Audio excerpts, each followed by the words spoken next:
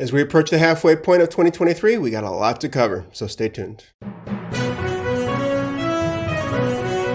Welcome to another local market update with Rick Batista. Welcome to our monthly market update for June 2023, where we'll be taking a look at both national and local data to get a sense of what's going on in the real estate market today. The local data we'll share in just a bit is for Chicago proper, the 77 areas, and although we do service all of Chicagoland and including the Burbs, later in this video we're only going to dive into the city's data. So let's get started with some fun facts, and we'll share some other info and insights with you before covering the numbers. Fun facts, market time! Existing home sales slid for the second consecutive month, falling 3.4% nationwide as of last measure, according to the National Association of Realtors, as higher interest rates continue to impact buyer affordability. Sales are down 23% compared to the same period a year ago, while contract signings dropped 20.3% year over year. With sales cooling, buyers in some parts of the country have found relief in the form of declining sales prices, which are down 1.7% year over year nationally, although more affordable markets continue to see price gains. And we'll cover this month over month and year over year in greater detail in just a bit. New listings in the city of Chicago were down 18.8% for the detached homes and 27.5% for attached properties. Listings under contract decreased 4.1% for detached homes and 23.7% for attached properties. The median sales price was down 7.7% to $305,000 for detached homes and 1.4% to $360K for attached properties. Month supply of inventory increased 12% for detached units, but decreased 3.2% for attached units. While fluctuating interest rates have pushed some buyers to the sidelines, a shortage of inventory is also to blame for lower than average home sales this time of year, as current homeowners, many of whom locked in mortgage rates several percentage points below today's current rates, are delaying the decision to sell until market conditions improve. With only 2.9 months supply heading into May, available homes are moving fast, with a typical home spending just over 3 weeks in the market, according to the National Association of Realtors. Well, let's face it, folks, we're definitely going through a changing market. Not a difficult market, nothing like 2008 or 2020, but it's a market that's causing plenty of confusion. I'm here to help alleviate some of that confusion for you as quickly and thoroughly as I can.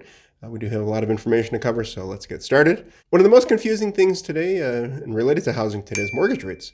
I'm certainly not going to try and give you any projections as to where mortgage rates are headed, but I do want to try and explain to you why they're so much higher than we'd like them to be right now. For over 50 years, there's a spread. There's a 10-year treasury yield, and then there's a spread, something that's added to that by the banking industry to form the mortgage rate. That's their piece of the mortgage rate that they get to keep. And for 50 years, that number averaged out to be 1.72%. So whatever the 10-year treasury yield was, if you had a 1.72% on top of that, that would be your mortgage rate. Well, the challenge is, starting from the beginning of this year, we've blown that 1.72% away. We started 1 point above that, meaning mortgage rates were 1 point above where they would normally be. And right now, as of this recording, where we stand is we're over 3 percentage points above that. Almost double of what the normal rate has been. That's one of the reasons that mortgage rates are so high. This is very, very rare. And here's a quote from George Ratu. I hope I'm pronouncing that last name correctly. He's the chief economist at Keeping Current Matters. The only times the spread approached or exceeded 300 base points, and think of that as 3%, 300 base points would be like 3% in our lingo, were during periods of high inflation or economic volatility like those seen in the early 1980s or the great financial crisis of 2008 and 2009. The big question is this rare what's going on right now? And without a doubt, it is. Let's take a look at this slide that supports what George said. Very rarely does the spread jump over 3, but we're in one of those times right now. That again, is the reason why rates are so high, especially compared to what we're used to the last couple of years. This is a quote from Odetta Kushi, the deputy chief economist of First American. It's reasonable to assume that the spread and therefore mortgage rates will retreat in the second half of the year if the Fed takes its foot off the monetary tightening pedal and provides investors with more certainty. However, it's unlikely that the spread will return to its historic average of 170 basis points, as some risks are here to stay. Now, I don't want you to get confused. Most economists use that 170 number. If you continue it out through this year, it jumps up to 172, but it's the same theory. It's about 170. And right now, that's not where we're at. We're over 3. What does that mean? Well, here's a graph explaining it. As of this recording, the 10-year treasury yield was at 3.65%. That's one of the components that makes up the mortgage rate. The orange is the spread. If we were at normal spreads, we'd have a 5.3% mortgage rate right now. You know what the market would be like if we were down at 5.3%? A little bit different. It would be crazy. To be quite frank, I'm sure it would be very crazy. And in some parts of the country, in some areas here in Chicagoland, they're pretty challenging for buyers. But we're at 3.2. And that means rates are touching 7, sometimes below, sometimes above. And I'm not sure when you'll be watching this video, but I'm sure that number could very well change by then. To touch again on what Odada Kushi suggested, that the spread's not going to go back to 1.72. But even if it were to be just a half a point higher, 2.25, we'd still have a mortgage rate under 6. That's the key, folks. Under 6%. In today's market with low inventory, it would likely cause a frenzy. But I think there's good signs that relief is coming soon, and I'm here to explain why rates are so high right now. I'm here to help you understand the market and how to better approach it if you're planning to buy or sell. I don't have to explain to you how important homeownership is. Americans get that. As a matter of fact, June is National Homeownership Month. So happy National Homeownership Month to those watching in June. The financial benefits of homeownership, well, let's go over them quickly. Building equity, building family wealth, building generational wealth, control over expenses. If you think buying a house right now is a little more expensive than renting one, wait 5 years and see what happens. Your mortgage payment will be about the same. Your rent payment probably won't be. Long-term savings, every time you make a mortgage payment, you put money into the bank because you get that money back at the end. Chances are. Look at it this way. If you want to build your wealth, own a home. If you want to build your landlord's wealth, rent a home. On top of what the bottom line will mean to you later on when you decide to sell, building equity gives you a strong credit history. And one of the greatest things about homeownership is the social benefits. So often we get so caught up in the money that we don't realize that it's really not the reason that people buy and sell houses. Their life changes. Their civic participation, financial education, the health benefits of owning a home, the privacy of having your own place. You can do all the property improvements that you like that aren't likely to be done when you're renting. There's tax benefits to homeownership also. There's the mortgage interest rate deduction, the property tax deduction, the imputed rent, meaning that we're saving the money that we're not paying on rent. And please know that we do plenty of rentals, so we understand the market from all angles and perspectives. Rents aren't going down, at least not in Chicago and the surrounding suburbs. So for many, even with the higher rates, you can likely pay less for a mortgage than renting. For some, that might not be the case, but when the time is right, you can buy now and refinance to lower that payment and make that statement true for your situation. And then for some, renting may just make more sense right now. And as we touched on a moment ago, one of the greatest benefits of homeownership is the bottom line. Should you stay in your house and or sell at a time that makes sense for you and your household, the equity is unbelievable. Right now, the average equity in the United States is somewhere around $300,000 per home. So on average, if someone were to sell their home right now, there's a good chance that they're going to be making $300,000. Yes, certainly have to take into account what the current mortgage balance is, et cetera, et cetera. And I don't know about you, but I would imagine that if a landlord sells their property, they're probably not going to share those profits with you. And as silly as it sounds, it's just the harsh reality. Again, we're not here to push anyone into doing one thing or the other. We're here to share facts and data in order for you to explore your options as they pertain to you, your household, and what your goals are, short and or long term. Moving along, homeownership remains the #1 feature of the American dream. As a matter of fact, the Median Consumer Insights report recently came out saying that 78% of Americans associate homeownership with the American dream. So anyone telling you, well, I think that homeownership is not really considered the American dream anymore, they're wrong. Ask them where they got their information from, because every survey shows that the vast majority of Americans think just that. And almost every survey says that nearly 3 out of 4 Americans believe it. 65% see homeownership as a means of building intergenerational wealth. Now, what about the younger folks, those whippersnappers out there, the youth today? They're a renter society, right? Not the case. Perception is not always reality. According to this Consumer Insights report, 68% of millennials and Gen Z say investing in real estate is a smart financial decision. And 43% of millennials and Gen Z are considering buying an investment property. Don't let people that have opinions that aren't backed by anything sway your opinion that is backed by numbers. Show them the numbers and ask them to see theirs. Gallup does this every single year, America's opinion of what is the best long-term investment. This has definitely been a rough year for real estate in a sense. Mortgage rates are up, the mortgage payments are up, but still in 2023, real estate was seen as the best long-term investment, even better than gold that is skyrocketing right now because of the recession fears. Folks, real estate has been voted to be the best long-term investment for 11 consecutive years now. Americans believe in home ownership. What you're selling, they want to buy. They're essentially picking up what you're throwing down. But, and it's certainly a badonkadunk, but all the negative headlines that came out last fall, we're going to have another housing crash. It's going to be like 2008 all over again. Prices are going to fall 20-25%. They were all wrong. But the impact of all those statements affected the American consumer. At the end of December each of these years, this shows the number of Americans who thought that prices were going to go down over the next 12 months. So these are December readings, going all the way back to 2010, the first year they ever did this reading or took this survey. Well, we can see that in 2010 and 2011, as we were still getting through the financial crisis, those numbers jumped up to 18-17%. Then it came back down and things were okay and things seemed to be fine. Then all of a sudden 2022 hit. It skyrocketed to 37%, the highest number ever recorded. It almost doubled the next highest number. That's because there were so many negative headlines last year. Very prominent economists, very prominent global banks were saying that fall off the edge of the cliff. But it didn't happen. Yet these numbers got better. As we saw coming into this year, the real estate market didn't crash. The real estate market didn't say, oh my gosh, it's over. No, the word that everyone seems to be using is, we can't believe how resilient it's been. But I'm here to tell you it's going to get a little better. Now, as recently as of March, only 31% think prices are going to go down in the next 12 months.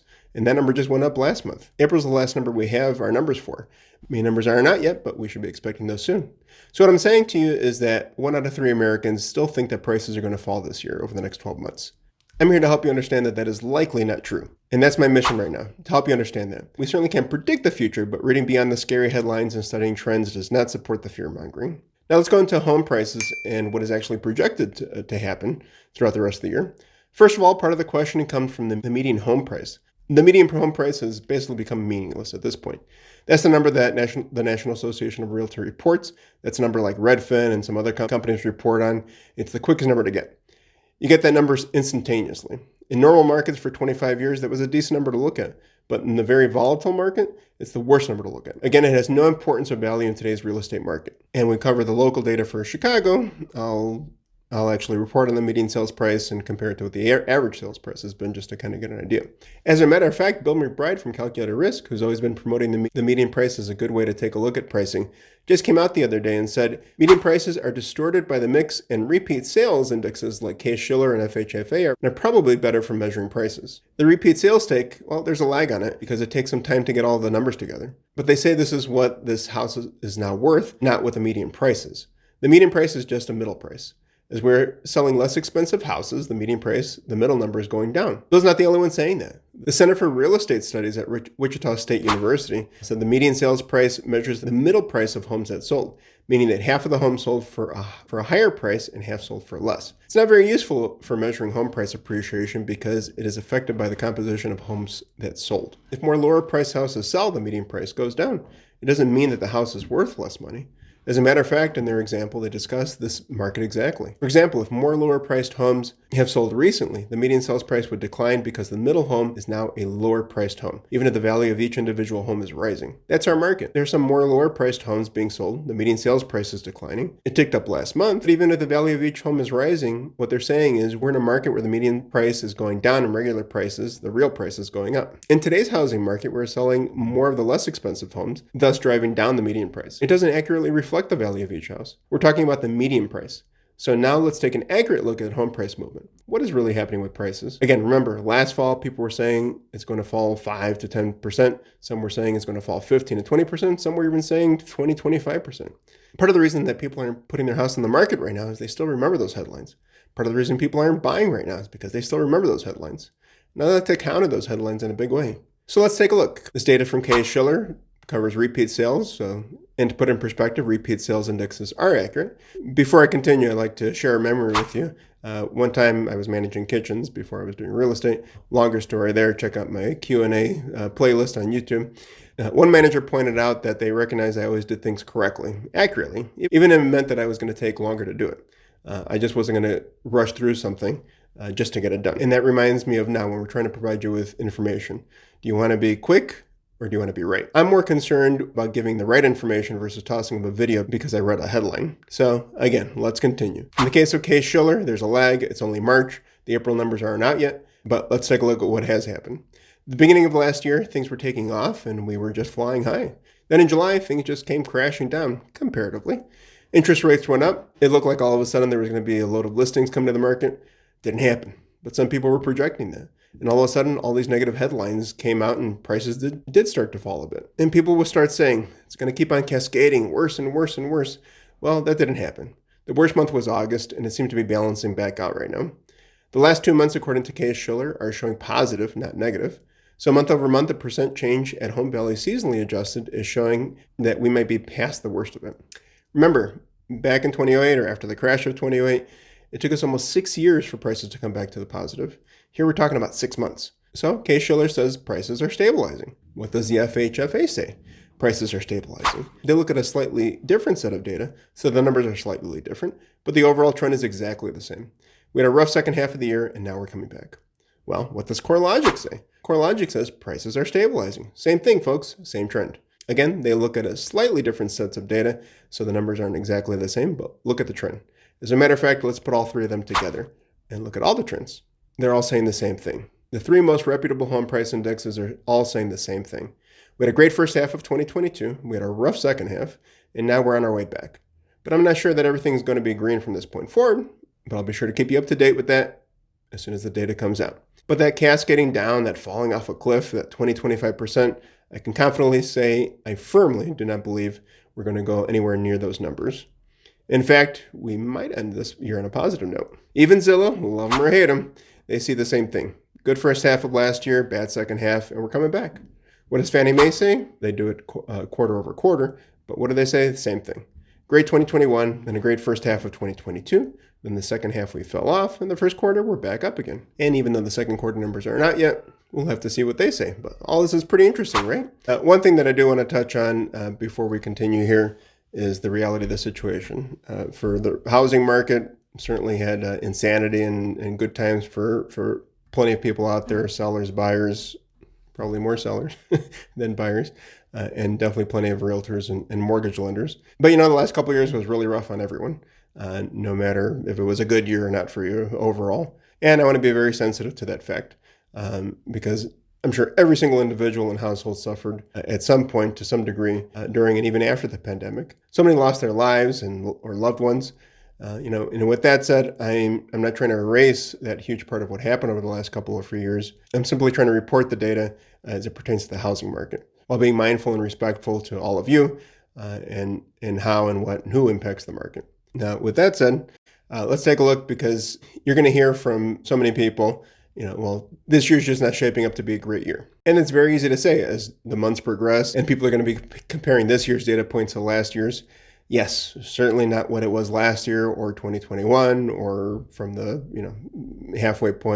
approximately halfway point of 2020, but simply not a fair comparison. How can you compare what's happening this year to the two greatest years, in quotes obviously, in American real estate history in terms of sales and home prices? It was just an anomaly. That's something that wasn't supposed to happen. Certainly not a normal market by any stretch of the imagination. But just because the market isn't as insanely busy as it was, it's not a bad thing. It's normal.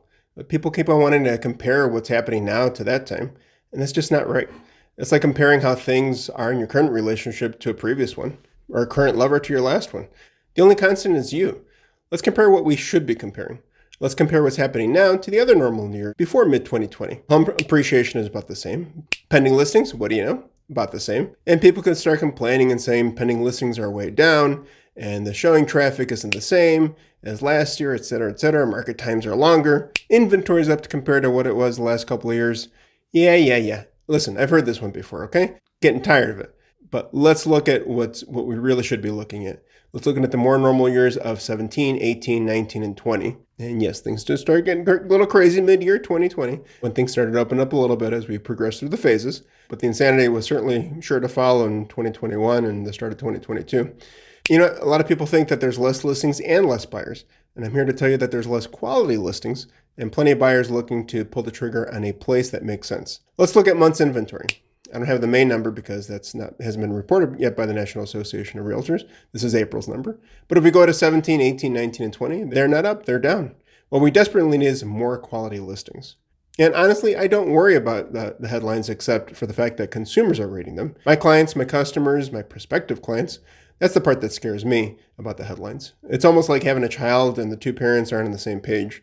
Naturally, the child is likely to sway toward one of the parents' ways. The point is, we're all putting information out there. I'm here to provide accurate information, and unfortunately, I don't have the same money and resources as mainstream media outlets, but hopefully more of you will come and consider me a solid resource to filter through all the bullshit that's out there. Because I totally get it. Who do you believe? Who do you trust? There's so much noise out there, and how do you make sense of it all? Well, I can proudly say that I don't push clients to make a decision. There's one Cuban saying that I like to follow, and I always like to keep in mind, especially when things don't seem to be going your way.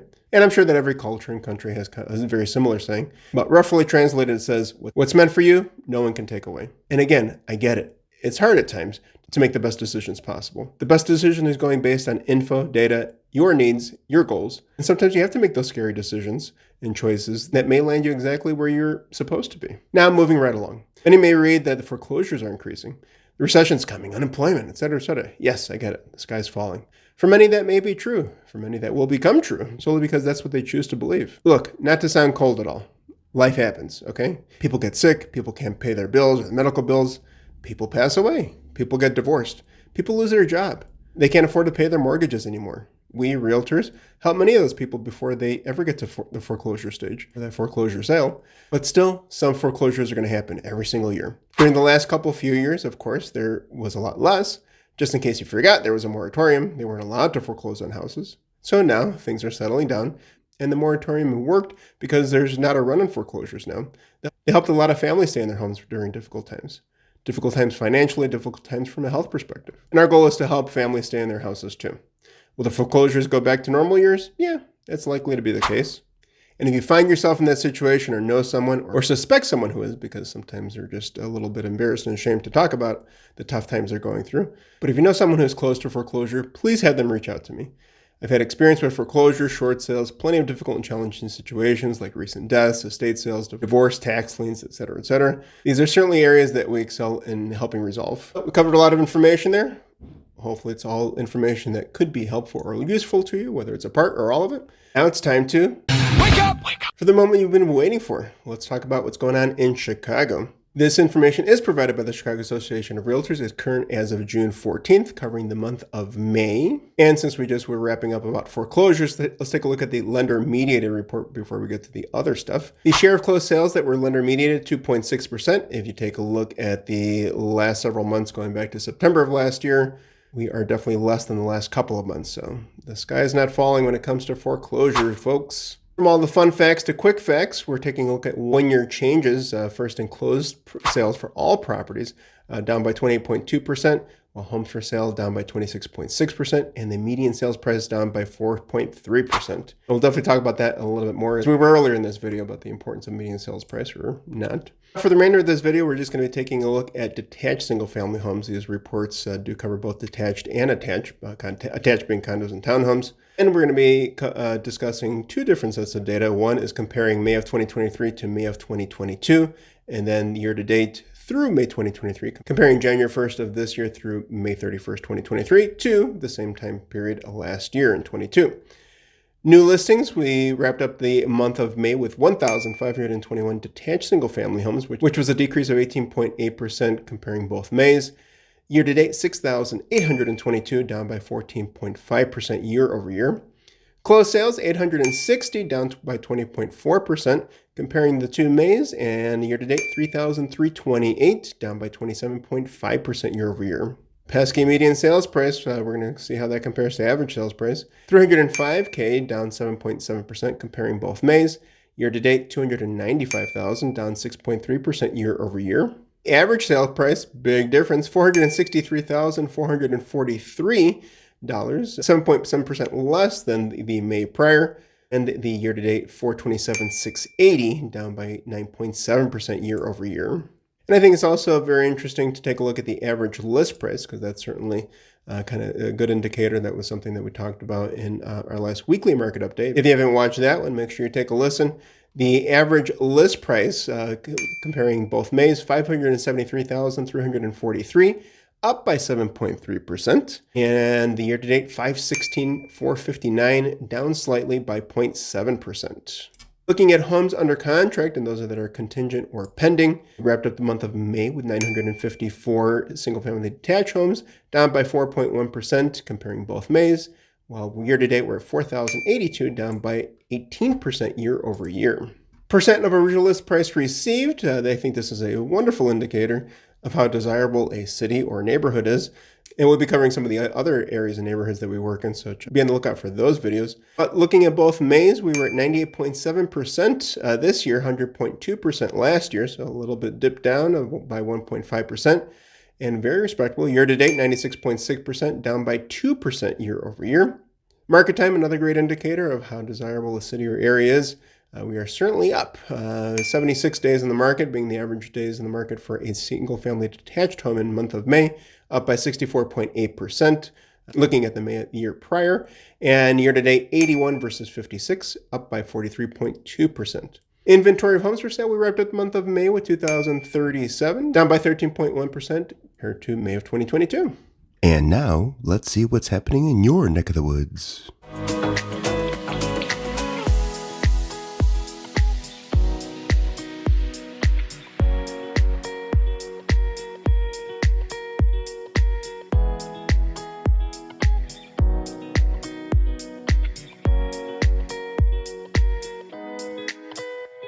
So, what does all this information mean for you? Heck if I know. All depends on what's going on in your life and your household.